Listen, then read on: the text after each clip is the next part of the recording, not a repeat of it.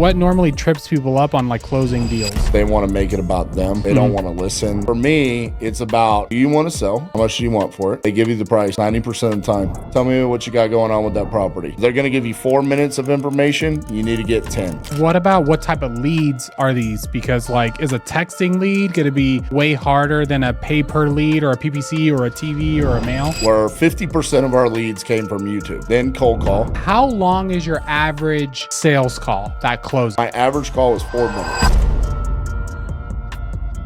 All right, guys, on the podcast today, we have the King Closer. This guy's going to walk you through everything you need to know to close a deal. He's closed over 2,000 real estate transactions.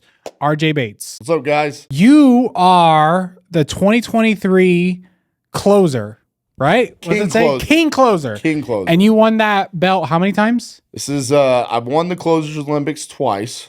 Okay. And then I also won the 2022 Wholesaling Live Challenge, which was, there's like 500 people live. Yeah. They brought 6 of us up on stage, gave us a list of leads. Yeah. I closed the deal in 16 minutes. Ooh. Won that one. So 3 years in a row, I've won some sort of closing competition. Okay, so I want people by the end of this to be able to close their first deal. Okay. That's the goal of the Let's do it. podcast. Before we get into how to close deals, why should people even listen to you? Like, who are you? What have you done in real estate? Well, I've closed deals in 49 different states, closed a little bit over 2,000 deals in the past decade. I mean, do I need to keep going? No, I mean, that's enough. yeah, right? that's enough. You said short and insightful. Okay, so were those wholesales, flips? Yeah. There's wholesale flips, rentals. Got it. You know, we've done anything single family. We've done. Yeah. At this point, we've done Airbnb, wraps, novations, all of that. And so is your marketing strategy just nationwide, or do you normally do like certain markets? Like, can you talk, I guess, walk me through your real estate career, like where you started and then how you got to 2000. So 2014, it started right here, August of 2014 in Vegas. Okay.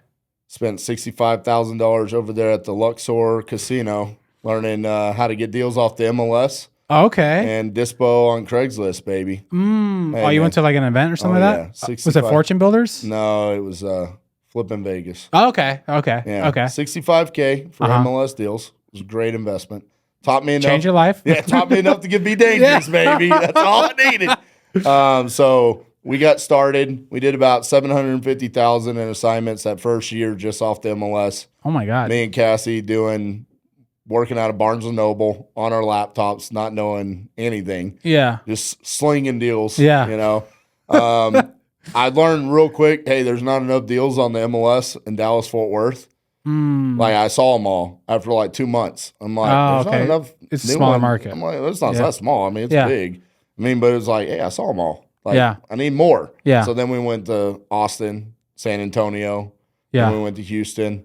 All MLS. All MLS. Yeah. And then it was like, all right, what's the difference between Austin and Portland? Nothing. Let's get MLS access in Portland, Phoenix, Baltimore. And it just started that way where it was like, hey, the pictures are right there. Yeah. So it's all about finding a good deal and then finding a buyer. Yeah. That's all we needed. Yeah. So Simple. yeah. Yeah. I mean, dude, People just overcomplicate this crap. Dude, I am the master at simplifying things. Yeah. Where it's like, it's a good deal, in buyer. Yeah. That's all we need, baby. Yeah. Let's go. Escrow. So we got started that way in 2015. 2016 stayed the same way. Then we started taking down some flips, owning rentals. I tried to kill us. I mean, I went into Cookie Monster mode. Yeah. I just bought everything. Like we got some private capital, and it was just like, you cranked all right, it. bro. Yeah. I mean, we had properties in Hawaii, Alaska, Arizona, Ohio, What the Mississippi, hell? everywhere, bro. Because we had connections. So it's like, oh, we know a contractor here. We know, a realtor up in Alaska. Yeah. We could partner up, do these flips together. It was a shit show, bro. Yeah. I mean, I tried to bankrupt us. 2020 rolled around. That was kind of COVID hit. Everything changed. It was like no more belly-to-belly appointments. Everything's got to be virtual. We kind of adopted the open door method as far as, we're going to close based off this vague information that you gave us, send a contract. Now we're going to do a walkthrough, renegotiate, and then that's the number that we're closing at. Got it. So exactly what open door does, that's what we do. Yeah. I did my first 50 deals in 50 states in 50 days live on YouTube challenge Holy in 2020. Crap. It was all SMS, just clicking away, 20,000 texts a day. Just hammering it, bro. Got 86 contracts in 49 days.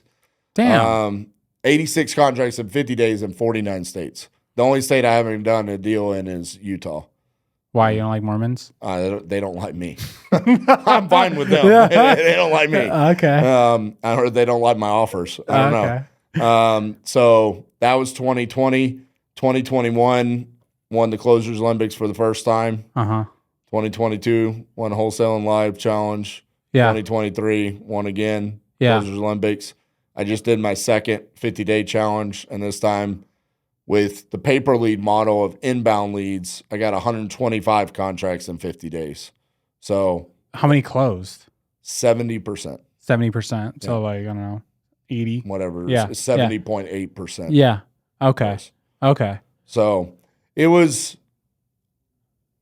way more fun doing the inbound pay-per lead model than back in 2020 with the outbound SMS marketing. Yeah. Bro, I got my teeth kicked in. Really? In 2020. I looked like I ran a president. Like, you know how a presidential term, like you can see how they aged? Yeah, they get gray hairs. By day 50, like my eyes were like all bagged. And I was like, hey guys, welcome to day 50. What about like, okay. I mean, that's a lot. That's, I've interviewed almost every investor, big investor in the country, and that's up there. I don't know anyone that's done. I'm trying to figure out who I would compare you to. Is there anyone that's done that? No, bro. No. Pace Morby with the 25-hour lives is probably the closest to doing 50 days straight for 8 hours a day. Yeah. Yeah. That's probably the closest. Yeah. That's amazing. But okay, so let's talk about closing, right? First of all, where did you learn your sales skills? School of Hard Knocks, baby. I've got no skills, sales training, none of that. So the crazy thing about this is that I don't even really consider it sales because we're buying. Okay. What's crazy about this is like we're the only industry in which we feel like we have to get trained on how to buy something. Yeah. Like, think about it. You don't have to get trained on how to go to Walmart to buy a tube of toothpaste. No. Why do we have to get trained on how to, but buy a house from seller? You're not. You're buying, but you're really negotiating. Are we negotiating? Yeah. Do we have to?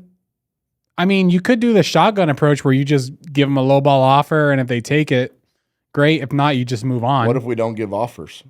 See, this is where it changes. It's like reverse psychology. Yes. Yeah. So here's the thing. For me, it's about, do you want to sell? Yes. How much do you want for it? Okay. What if they say, I don't know? They give you the price 90% of the time. Yeah. No one asks. They're not comfortable in the conversation. Okay. So more often than not, they're like 200,000. Yeah. Okay. Tell me what you got going on with that property. Uh-huh. Open-ended question. It just opens them up to talk about what's important to them. Pain, motivation. Yeah. Why they were looking to sell the property. Uh-huh. That point in time, your skills have to come in where you have to be able to continue the conversation with open-ended questions. Uh-huh. So they're going to give you 4 minutes of information. You need to get 10. They give you 3, you got to push them to 9. And the only way you can do that is with open-ended questions. If you close it down, we always want to talk about condition, timeline, the 4 pillars, right? Yeah. We've been talking about the 4 pillars for 20 years. Yeah. Like, come on. Yeah. Everyone's doing the same thing. Yeah. Right? Like, some point in time, let's talk about what's important for them, explain why they're selling their house to us, and then we're determining whether or not it's a good fit. If it's, we need to find deals where our end buyers buy. Okay. You're an end buyer here in Vegas, right? Yeah. So I'm going to learn very quickly where you'll buy a deal. Yeah. Pretty sure I could figure it out just by hanging around you for half a day today. Yeah. Right? Or 5 minutes, anywhere in Vegas. So yeah, I know where you'll buy. So now I need to figure out where my seller wants to sell. If I can mirror those two, it's a win-win-win for all 3 of us. Okay. So instead of thinking about maximum allowable offer and making offers and all of this, it's about figuring out where does the seller want to sell, where do you want to buy, and making sure I fit in between there. And I'm solving those. The change in mindset there doesn't seem like a lot, Yeah. But it's huge when you actually approach these conversations where you're embracing no, you're moving away from the conversations that are a waste of time. We're not trying to manipulate a seller into selling us a property or manufacture a deal. I'm finding deals.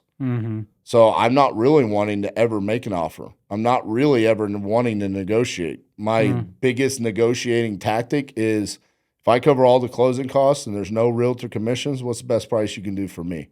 Normally, they lower the price by 10 to 20%, and I send them the contract, and it's over. What about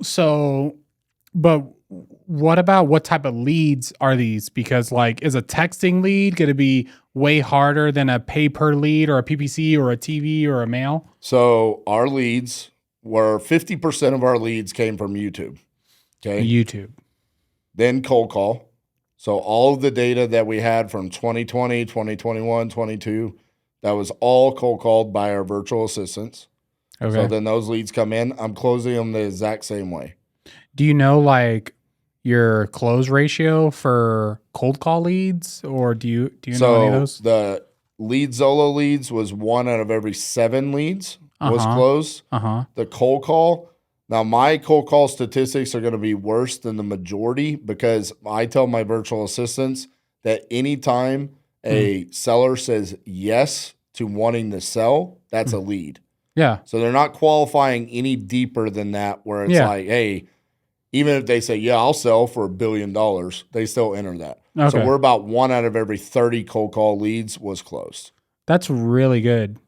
20, 21, 22 is like the best that I'm seeing right now out there. Really? Yeah. That's like the Eric Kleins out there that are crushing it with the cold calling. Yeah. And Carlos Reyes' team is crushing it with the cold calling. They're getting better statistics on the cold calling there. But where are you cold calling? All across the country. Everywhere. All 50 states. What? So the campaigns that I'm running there is I'll pull a list in Las Vegas. Okay. And I'm going to pull all of the vacants, tax defaults, liens, pre-foreclosures, inherited, unknown equity, expired listings. That gets called. When that's done, that VA then gets a nationwide list for a specific motivating factor. So it'll be nationwide pre-foreclosures. They're going to call all the pre-foreclosures. When they're done, they then get a new city. So Cincinnati, Ohio, call all the vacants, tax defaults, liens, blah, blah, blah, blah, then go to another nationwide. Yeah. That's kind of how we rotate our data. What about like, so for cold calling, how many cold callers do you have? 4. It's been a lot more previously. Yeah. At one point in time, I think we were up to like 18. Yeah. And what I actually saw is our numbers started getting worse and worse. The management of it was the data. I almost feel like the data was getting abused too much. Yeah. Where it was like, even with being nationwide, just the way that we were filtering through it so regularly, it wasn't like getting enough time to go between cycles. Yeah. So with us kind of dwindling down, and then also with us increasing the amount of deals that we were getting from the paper lead model, kind of made sense to kind of cut back on the cold calling a little bit. Yeah, and it could be, I don't know, I have no context, but it could be also, I've noticed whenever we ever ramp up marketing, sometimes conversions go down because just so many more leads that you're sifting through that you don't like work the leads as hard as you normally would. I completely agree with that. And I also think one of the reasons why my cold call statistics were down during that last 50-day challenge was because I didn't nurture them nearly as well. Yeah, you're just trying to close. Like, dude, I mean, let's be honest. If I've got a lead over here that's like, yes, I want to sell at 30% of ARV, I mean, that's super easy for me to just close, and they came to us. Yeah. It's a lot harder to try to close that cold call that we were reaching out, and they're kind of on the fence if they want to sell. Yeah. Like, that takes a lot more nurturing from the closer, and I don't think I did a good enough job on that myself. Okay, so you said 1 out of 21 leads. That's for the cold calling. That's for the really good ones. I'm at 1 out of every 30. 1 out of every 30. Yeah. For when you say really good ones, what do you mean? Like our competitors. Eric Klein, Carlos okay. Reyes. Yeah. Those are the guys that are crushing. You're 1 out of 30. Right. And then that's anyone that just says, yeah, I want to sell. You're considering that a lead 1 out of 30. Yep. And then 1 out of 6 on your paper lead. 1 out of 7 for your paper lead. Why, like, how many deals have you closed this year in 2023? Oh, dude, I don't know. How do you not know? It's a lot, bro. Yeah. I don't know. It's a couple hundred. I know that. A couple hundred? Yeah. How much? Do you know how much you've made? 14,700 average assignment. 14,000. So 700. 15 times, you think 200? How much Probably is more that? than that. Probably 250. All right, we'll do the math. Okay, so we'll say 14,000 times 250. Yeah. So you made about $3.5 million this year. Yeah. Jeez. Okay. Yeah. So how does your organization look? You're the closer. What does your wife do? So Cassie is head of operations. Okay. And I'm one of our closers. We have a team. I mainly do it on the content side of things. Oh, okay. Okay. But we have Justin, Garrett are like our two most tenured acquisitions dispo guys. Yeah. And then AJ. And then he's acquisitions dispo brand new. So they do acquisitions and dispo? Yes. Oh, okay. Yes. And then we have Keaton, our TC, and then we have a bookkeeper, and then we have the 4 VAs. That's it. 4 cold callers. Yeah. That's pretty lean. Yeah. Are you guys all virtual? Or you guys have an office? No, in the office. Okay. I can't stand virtual. No. No. Your business seems very unique. It is. So the acquisition and the disposition being one role is very unique. Usually people have like acquisition, junior acquisition, dispositions, junior. And then you're doing nationwide, which most people don't want to do that. Most people want to just do one market, which is crazy. What is it? Do you know what it normally costs you to get a deal from cold calling? From cold calling? I don't have that number because there's the cost of the diet. Well, it's also really weird because I use so much old data. Yeah. So yeah. I mean, so it's like the data really expense is pretty low. Yeah. I mean, mainly it's just the labor. Yeah. I mean, we're running somewhere around $1,200 a week on the cold callers. Yeah. What about, do you know the cost per deal for your pay per lead? Yeah, $700. $700. Yeah. So why wouldn't you just buy all the leads? If Well, you're, I do. yeah, I'm like, What do you mean? why don't you just close them down and be like, listen, guys, I'll take them all. I mean, I kind of have. Yeah. I mean, there's a part of me that's like, hey, guys, I'm going to tell the world about you. Uh-huh. And you're probably going to be filthy rich. Yeah. I mean, because the reality of it is This podcast might not actually go out. I might just start. I love it. Yeah. I mean, well, we've also been using Speed to Lead since 2021, which is another pay-per lead model. Okay. There's multiple pay-per lead models out there. Yeah, I've heard of motivated leads. Yeah. Yeah. I mean, listen, at the end of the day, it's about the ability to be able to underwrite the deals, its ability to close them and dispo them. Yes, acquisitions. I mean, it sounds super sexy when it's like, oh my God, he's closing 1 out of 7. But yeah. if you don't know how to underwrite a deal in Detroit or Birmingham, then you're just going to get your teeth kicked in. Yeah. Because it's 7 leads nationwide. Yes. You're not just picking one specific market. Then that would get harder. Yes. Or more expensive. Yes. Got it. That makes sense. Yeah. That So makes we're more seeing sense. like people that are like specific to like Tampa, Austin. Florida. Yeah. Like they're more of like 1 out of every 12 to 15 because you're going to get a lot more of those like full retail or I could sell to Open Door or Alphabet. Why would I go with you? Yeah. You're not going to get that in like Arkansas or Iowa, places like that where are some of our highest volume states. Yeah. Got it. What about, I mean, what do you see normally stops people from closing deals? Because you're making it sound very simple, very easy. Like anyone can do it. Like what normally trips people up on like closing deals? They want to make it about them. Okay. They get in their own way. They don't want to listen. They want to talk. I mean, I've competed in a lot of closers competitions. I've been on my YouTube channel. I've invited people on to close deals. People have challenged me where they're like, you're not that good of a closer. And I'm like, all right, come on in, buddy. You can go first. Yeah. I see a lot of times where it's like they do a good job of understanding pain and motivation. They even build some rapport, even though it's not necessarily in the flow in which I like. I understand why they're doing it. It's because how majority of people teach to do it. And then all of a sudden, they cut the seller off and they want to explain about their process. they kind of lose the momentum that they gained early on in the conversation. Conversation stops being about the seller and it becomes about them and wanting to close the deal. That's my number one thing that I see, where I literally, when I have a speech that I give about closing deals, it's all right, we're now at the point in time where I need you to avoid dumbassery.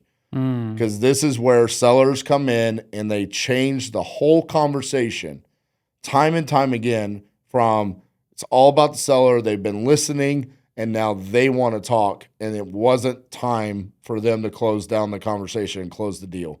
I think that is the one thing that hurts people over and over and over again.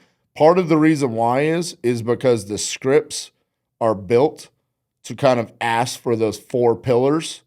And then when it's time to come out of the script, they can't. They have to carry a conversation. They don't know how. So just for people who don't know, what are the 4 pillars? Time, price, condition. What's the other motivation? One? Motivation. Yeah. Okay. So how long is your average sales call that closes? Funny enough, someone actually hired a VA and went back and timed all of my calls during my 50-day challenge. I did not do this. It was somebody else. Mm-hmm. My average call was 4 minutes. Now, that's even including the ones that were like, hey, are you still looking to sell? Nope. Okay, click. Yeah. So 4 minutes. Average close was 12. 12 okay, minutes. That's interesting. So, yeah. And I would say this, that's including like there was a 2-hour close in there, an hour and a half close. Not every call is super quick. But I do have a tendency to kind of get to the point a lot quicker than other people. And I love talking to tired landlords. So when I get tired landlords, those are very quick closes. Yeah. Just something about my personality. Tired landlord lead comes in, like boom, baby, we're going to hit it off. We're going to get to nitty gritty pretty quick. So after, like, do you have a framework of how a call usually should work? Yep. What's the framework? So first, verify that they still want to sell. Okay. Price right out of the gates. So right out of the gate. Hey, you're still looking to sell? Yep. How much do you want for the property? $200,000. Tell me a little bit about what you got going on. You're going to answer that. I'm going to ask more open-ended questions. Then I'm going to build credibility. This is what I call reverse rapport, where I'm going to walk you through, hey, I know now that I'm ready to close. And before I try to close you, I need to explain to you how this is going to work. Yeah. So if we come to an agreement today, I'm going to send you a contract. We're going to come out. We're going to do a walkthrough. You talked about getting that mortgage paid off. We're going to make sure we get the payoff. Kind of relay it back to whatever their pain and their motivation was. And then the clothesline is essentially, hey, if I cover all the closing costs, there's no realtor commissions, all cash. What's the best price you could do for me? Normally that's a 10 to 20% price drop. Yeah. Then we close it down. If they don't drop where it's close enough, what do you do? So at that point in time, if we're just like, say, $10,000, $20,000 off, something along those lines, I'm going to explain, hey, this is why I need to be there with full transparency. Yeah. Here's what I thought the after repair value was. We talked about the condition. You agree it needs about $35,000, $40,000 in work. Yeah. Here's my holding costs. Here's my closing costs. You kind of see where I'm going. We use the line, it's math, not magic. Yeah. So once you kind of fully transparent break down the offer, it's hard for them, to kind of argue, because it's like, hey, this is the offer amount. The only number they can really argue about is your profit. Yeah. So they essentially have to tell you, like, I don't want you to make X amount of profit. Do you tell them you're wholesaling it? Yeah. I have no problem doing that. But do you tell them, like, hey, we're going to do this when you're walking them through? Yeah. We're going to find an end buyer and we're going to sell it. Got it. What else do you think is important in the framework? I think it's also important when you get to the point of you've got a seller that's a win situation and you're ready to close, setting the expectations on what's going to happen. Okay. Like as a wholesaler, I think we do a terrible job of this. You just asked the question, like, do you talk about wholesaling? Yeah. You know, talking about access, talking about the escrow process, talking about the seller information sheet that they're going to have to fill out with the title company. Yeah. Walking them through what this means, right? These are things that as wholesalers, we don't do a good enough job of educating sellers. Even though we do this all day, every day, this might be one of 2 or 3 transactions this seller might ever have in their lifetime. Yeah. So you need to do a really good job of explaining and setting expectations on what's going to happen moving forward. This really helps in eliminating sellers backing out of contracts, seller remorse, or anything like that, because they understand what's going to happen next. Yeah. And then post-close, post-signing the contract, continued communication with the seller. Mm-hmm. Like, dude, I can't tell you how many times students have lost contracts of mine because they just stopped communicating for a week to the seller. That just happened. Yeah, I upstairs, mean, what happened? The seller was like, I haven't heard from you in a week. I went and signed a contract with someone else. Literally exactly that. I don't know if you were in the room or not. No, you weren't, but that exactly just happened. It happens all the time. Yeah. Why? And can we really get mad at them? No, I don't. I used to be a realtor, so I come at the transaction understanding what customer service is and understanding like these people have no idea what's going on. They're like, oh, I talked to this guy yesterday. I don't know if it's serious. He sent me a thing on the internet and I clicked it and I signed it and then I haven't heard from him. Yeah. Yeah. So it's like the way that we have it is we have built-in templates of emails that are sent out from our transaction coordinator. We touch base with them the day after that they sign the contract to talk about, hey, we're going to need access. We're going to come out. We're going to get pictures. How can we do that? So there's constant communication between us and the seller. Yeah. Where they don't feel like we just ghosted them. Yeah. What do you think, what CRM do you use? So we just transitioned from actually Trello to Monday.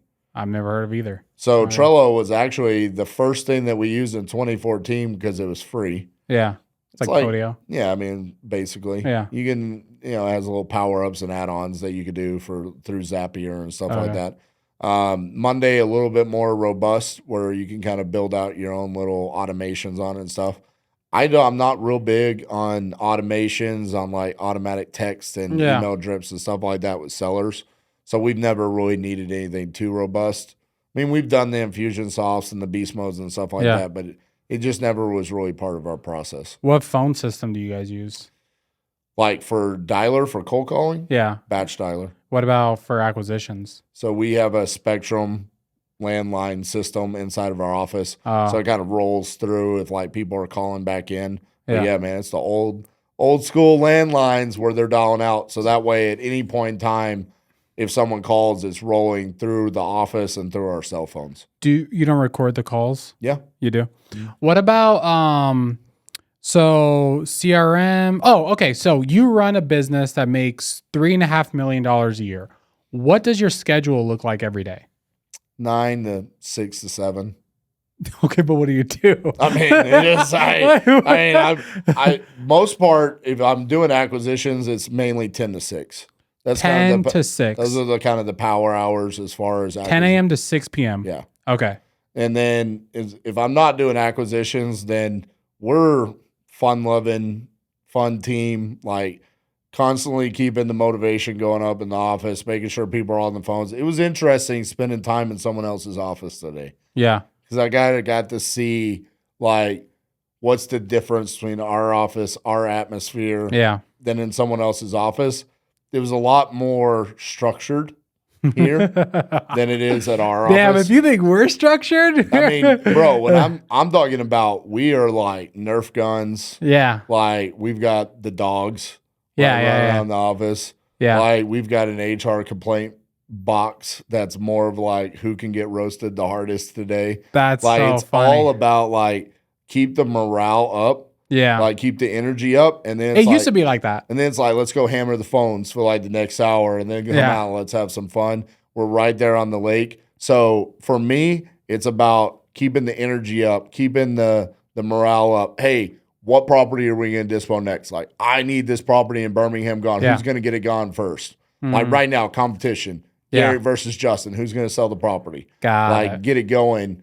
That kind of energy. Cassie's heavy on like working with the students and the team about overcoming any issues that they have. Yeah. And then of course I go into my little cubby and create content. And, I've got the podcast that I've been doing for the past 7 years. And, I'm pumping out a lot of content for our students on YouTube and stuff. What about like building wealth in real estate? So you make $3 million a year or more in your real estate wholesaling and flipping business. How do you invest that money?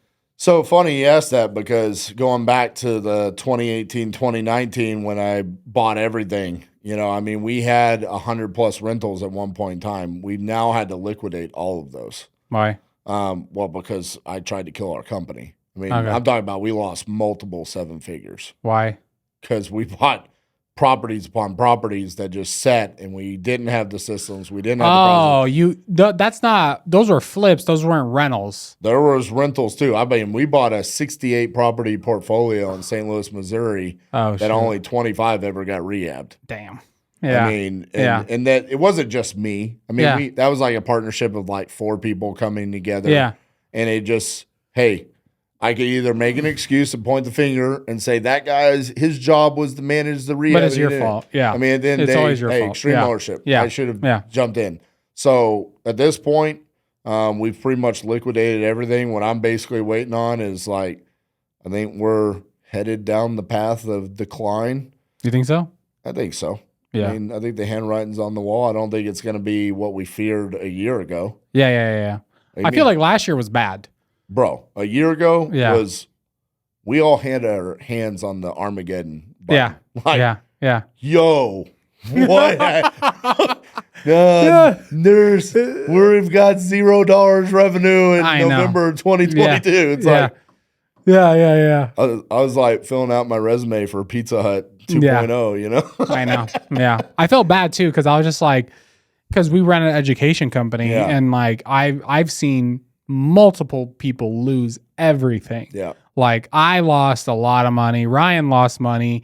Everybody lost money that was actually doing deals because when the interest rates rose, it's like there was nothing you could do. What I did in 2022 is when March, I immediately stopped buying. I sold the deals that I had that I was about to buy. I listed everything as soon as I possibly could. I usually had like 10 to 15 flips at a time. And I tried, and it still took me like a year to sell them all. Even with me hitting the emergency button at that point. That's crazy. I had friends that they're like, dude, we're going to figure it out. I was like, bro, I experienced this in 2018 or 2017. I don't know if you remember. There was a time where they raised interest rates at the end of the year. At the time, I remember I had like 10 deals on my board. And I was like, man, I got 10 deals on the board. This is great. And then 2 weeks later, I'm like, damn, I still got 10 deals on the board.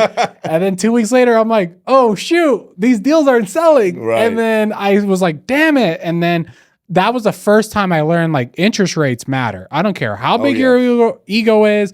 I don't care how cool you think you are. If they change interest rates, you can get hurt. So when I saw them raise the interest rates, when I saw what they were going to do, I immediately was like, I'm done. Peace. Like, let me try to get out. And I still lost money. It was crazy a year ago where, even in locations where interest rates don't matter. Yeah. We're talking about places where we're selling properties for 20, 30,000. Yeah. Where it's like, dude, you're not even taking out loans. Yeah. Yeah. They were still like, not buying. Yeah, I know. Dude, I got my ass handed to me in Joshua Tree. I don't know if you've heard of Joshua Tree. It's in California. Bubble. I knew it was a bubble, but I thought, I'm like, oh, I'm so quick. I could sell. Right. I bought a house for like $450, rehabbed it. A year later, sold it for like $350 because it was just a bubble. It was but again, what you're talking about right there, like that was us in 2018 and 2019, but just time and time again. Yeah. And a lot of the profit got eaten up with our holding costs. Yeah. We weren't performing. And it's more operations. It sounds like you're very good at sales. That to me sounds like an operational problem. Well, dude, it was an ego problem. Yeah. For me, it was about, I looked at it and said, look at what I can do. Yeah. Like the world was telling me I was great at, real estate. Yeah. And so it was like, cool, I'm going to go buy every property. Yeah. I was flexing where it was like, dude, I own 20 properties in Hawaii, 20 in Alaska. I mean, it losing felt money. Great, Yeah. you know? Yeah. And at the end of the day, looking back at it, it was like we had the opportunity to make tens of millions of dollars. Yeah. Instead, we lost millions of dollars. Yeah. And so, when you're talking about, well, I mean, dude, you're out here crushing it. It's like, but we're still paying back some loans. Yeah. Yeah. I've had the same thing with rentals where I caught the Airbnb bug. I was like, man, Airbnbs, if I get 20 Airbnbs and they all make me X, I came to the conclusion I'll make $250K a year. Yeah. Just on Airbnbs. And I only had to buy 20.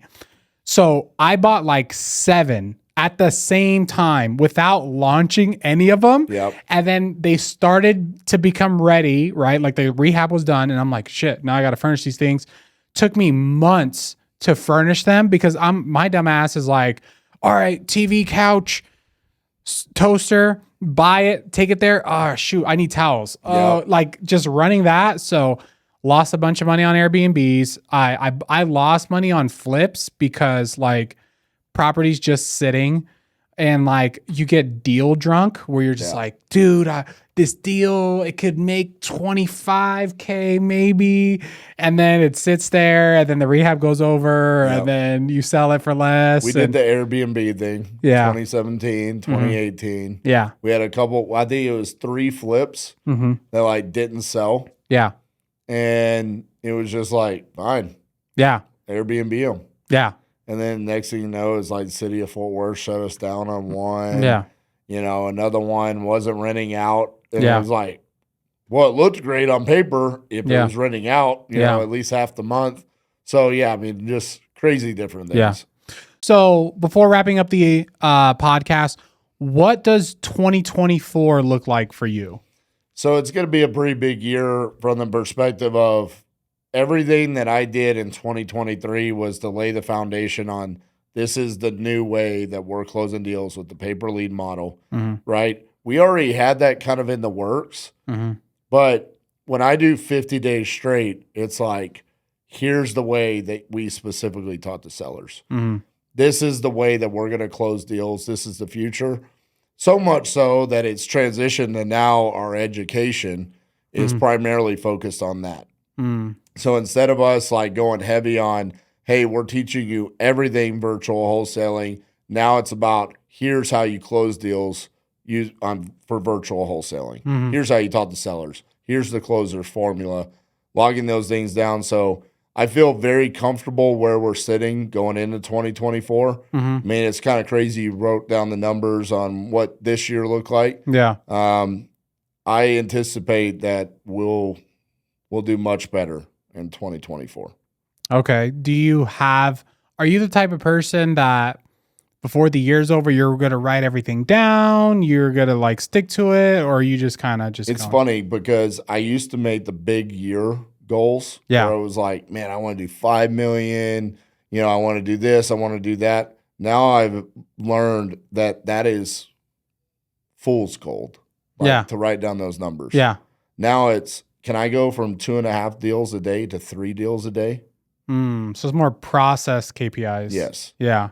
Now or performance KPIs. Now it's more about what are we doing on a daily basis, the small steps. Yeah. Because you get lost in those big goals. Yeah. So like when you talk about like deal drunk, how many deals are you doing in a year? Yeah. It's like I don't even want to think about that, to be honest with you. That's the 2018 RJ that used to brag about that. Yeah. Where it's like I've got to stay away from that. I've got to protect from that. Yeah. I get it. We're on a podcast. Yeah. I'm supposed to like flex and brag about what I'm doing. Get a good hook. Right, right. But at the end of the day, it's about, no, let's be focused on the process. And as long as the process is generating us results, right? It's like whatever I'm doing today, 2.5 deals a day, next year, that better be 3. Yeah. And then am I creating team members underneath me that can do 3 deals a day? Yeah. Or is it still just RJ? Yeah. Because if it's just RJ, then where am I going to be 10 years from now? I've got to get better at creating people underneath me. That's what I'm excited about is now there's actually something to say, where people say, people can't close like you, RJ. That's just your personality. No, now you can. Yeah. Now you can. Yeah. So I'm excited about that. When I was most focused in my career, it was do a deal a day. Yeah. Every day, that's it. If I did it, great. If I didn't do it, damn it. Right. What do I got to do tomorrow to do that? And that was when I was most focused. But then where I killed myself was, okay, I want to do 50 flips. That's going to make me $1 million net. Okay, I got to chasing that. But if you focus on 1 deal a day, 3 deals a day, what do you have to do that day? It's not too big for you to take action on. But the broken focus of hey, I want to be a landlord, a flipper, Airbnb, a wholesaler. It's like sub 2 freaking. Oh, dude. Yeah. Don't even get Commercial. Me started on that. Yeah. Oh, yeah. Let's own an apartment now. Yeah. I mean, I've done all of those. Yeah. And it all works. I'm not talking crap about sub 2, Airbnb, commercial, flipping, wholesaling. They all work. But the problem is when someone comes in and they're like, yeah, RJ, I want to do wholesaling, but then I want to do commercial. Right. And then I heard I could buy houses sub 2. So hopefully I could buy that. And then maybe I could midterm rental it. Right. You're like, yeah, it doesn't work. Congrats. That's 3 different businesses. Exactly. Why don't we start one? Yeah. 100%. Let's get good at that. All right, brother. If people want to reach out to you, where do they go? Yep. YouTube's the best place. RJ Bates III, pumping out videos on that all day, every day. If you got a question, you can follow me on Instagram, send me a DM there. Beautiful. All right, guys. This was the Wealthy Investor Podcast. We are out. Peace.